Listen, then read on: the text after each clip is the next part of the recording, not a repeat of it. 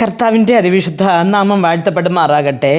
മത്തായിയുടെ സുവിശേഷം 11-ാമത്തെ അധ്യായം അതിൻ്റെ 28-ാമത്തെ വാക്യത്തിൽ നാം ഇങ്ങനെ വായിക്കുന്നു: അധ്വാനിക്കുന്നവരും ഭാരം ചുമക്കുന്നവരും ആയുള്ളവരെ എല്ലാവരും എൻ്റെ അടുക്കൽ വരുവിൻ, ഞാൻ നിങ്ങളെ ആശ്വസിപ്പിക്കും എന്ന് യേശു ശിഷ്യന്മാരോട് അല്ലെങ്കിൽ ജനങ്ങളോട് പറയുന്ന ഒരു വാക്യാണ് അവിടെ മത്തായി എഴുതിയിരിക്കുന്നത്. യേശുക്രിസ്തു പറയുന്നു, അധ്വാനിക്കുന്നവരും ഭാരം ചുമക്കുന്നവരും എല്ലാവരും എൻ്റെ അടുക്കൽ വരുവിൻ, ഞാൻ നിങ്ങളെ ആശ്വസിപ്പിക്കാം എന്ന്. അപ്പോൾ യേശു ഈ പറഞ്ഞ വാക്ക് കേൾക്കുമ്പോൾ എല്ലാവർക്കും തോന്നും, അധ്വാനിക്കുന്നവരും ഭാരം ചുമക്കുന്നവരും എന്ന് പറഞ്ഞാൽ കഷ്ടതയിലും കണ്ണുനീരിലും കഠിന അധ്വാനം ചെയ്യുന്നവരും എല്ലാവരും യേശുവിനടുത്ത് വന്നാൽ പിന്നെ അധ്വാനിക്കുകയൊന്നും വേണ്ട, കർത്താവ് എല്ലാം തരും എന്ന് വിചാരിച്ചിരിക്കും. അത് അങ്ങനെയല്ല പ്രിയമക്കളെ. ഈ ലോകത്ത് നിങ്ങൾക്ക് കഷ്ടമുണ്ട്, എന്നാൽ നിങ്ങൾ ധൈര്യപ്പെടുവിൻ, ഞാൻ ലോകത്തെ ജയിച്ചിരിക്കുന്നു എന്ന് യേശു പറയുകയാണ്. പക്ഷേ 29-ാമത്തെ വാക്യത്തിൽ നാം വായിക്കുമ്പോൾ, ഞാൻ സൗമ്യതയും താഴ്മയും ഉള്ളവൻ ആകയാൽ എൻ്റെ മുഖം ഏറ്റുകൊണ്ട് എന്നോട് പഠിപ്പിൻ, എന്നാൽ നിങ്ങളുടെ ആത്മാക്കൾക്ക് ആശ്വാസം കണ്ടെത്തും.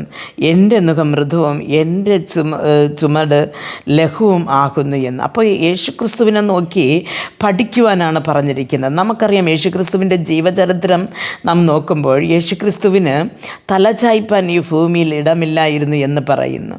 അതേപോലെ തന്നെ ഉറങ്ങാതെ രാത്രി മുഴുവനും ഇരുന്ന് പ്രാർത്ഥിച്ചു എന്ന് പറയുന്നു. ലോകമെങ്ങും നടന്നു തിരിഞ്ഞ് നന്മകൾ ചെയ്തു.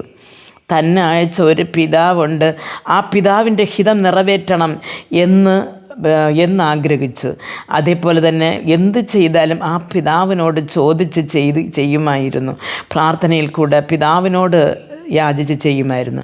പ്രിയ ദൈവമക്കളെ, എന്നെ നോക്കി പഠിപ്പിനെന്ന് ദൈവം പറയുമ്പോൾ നാം അപ്പോൾ നിങ്ങളുടെ ആത്മാക്കൾക്ക് സുഖം ലഭിക്കും എന്ന് പറയുന്നു, ആശ്വാസം ലഭിക്കും എന്ന് പറയുന്നു. അപ്പം നമ്മുടെ ആത്മാവിനൊരു ആശ്വാസം ലഭിക്കുമ്പോൾ അത് നമ്മുടെ ശരീരത്തിനും ഒരു വിടുതലായി മാറുന്നു.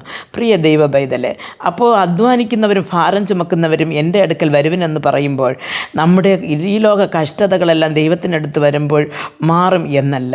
ഈ ലോകത്തിൽ കഷ്ടതകൾ ഉണ്ടെങ്കിൽ നാം അത് സഹിച്ച് മുമ്പോട്ട് പോകുമ്പോൾ നമ്മുടെ ആത്മാവിനൊരു ആശ്വാസം ലഭിക്കും. നമുക്ക് കർത്താവിനോട് കൂടെ ഇരിക്കാം. പിന്നെ അവിടെ ദുഃഖമോ കണ്ണുനീരോ മരണമോ ഒന്നുമില്ല. ആയതുകൊണ്ട് പ്രിയ ദൈവ പൈതൽ, നമ്മുടെ ജീവിതം കർത്താവിൽ സമർപ്പിച്ച് കർത്താവിനെ നോക്കി പഠിച്ച് കർത്താവിൻ്റെ ആ ഒരു മുഖം ഏറ്റുകൊണ്ട്, ആ ദൈവം പറയുന്നത് എൻ്റെ മുഖം മൃദുവും അത് ലഘുവും എൻ്റെ ചുമട് ലഘുവുമാകുന്നു എന്ന്. അപ്പോൾ നമുക്ക് പറയാം, എൻ്റെ ഭാരം എവിടെയെങ്കിലും ഒന്ന് ഇറക്കി വെച്ചെങ്കിൽ കൊള്ളാമായിരുന്നു എന്ന് പറയുന്നവരോട് ഇന്ന് ദൈവവചനം പറയുന്നു. കർത്താവിൻ്റെ ക്രൂശിങ്കൽ നാം നമ്മുടെ ഭാരങ്ങളും നമ്മുടെ ചുമടുകളും എല്ലാം ഇറക്കി വയ്ക്കുമ്പോൾ അവിടെ നിന്ന് നമുക്ക് ആശ്വാസം കണ്ടെത്തുവാൻ സാധിക്കും. പ്രാർത്ഥിക്കാം.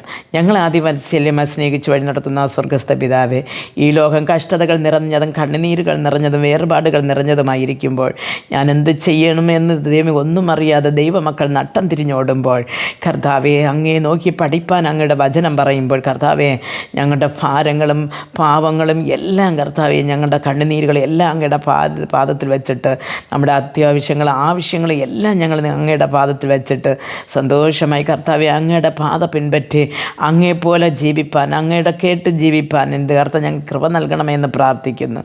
ഈ ലോകാവസാനം വരെയും കർത്താവെ ഞങ്ങൾ വിഴുന്നു പോകാതെ അങ്ങേ രാജ്യത്തിൽ വന്നു ചേരുന്നത് വരെയും ഞങ്ങളെ കരം പിടിച്ച് നടത്തണമേ. യേശു ക്രിസ്തുവിൻ്റെ നാമത്തിൽ പ്രാർത്ഥിക്കുമ്പോൾ പ്രാർത്ഥന കൃപയോട് കേട്ട് മറുപടി നൽകി തരണം നല്ല പിതാവേ. ആമേൻ.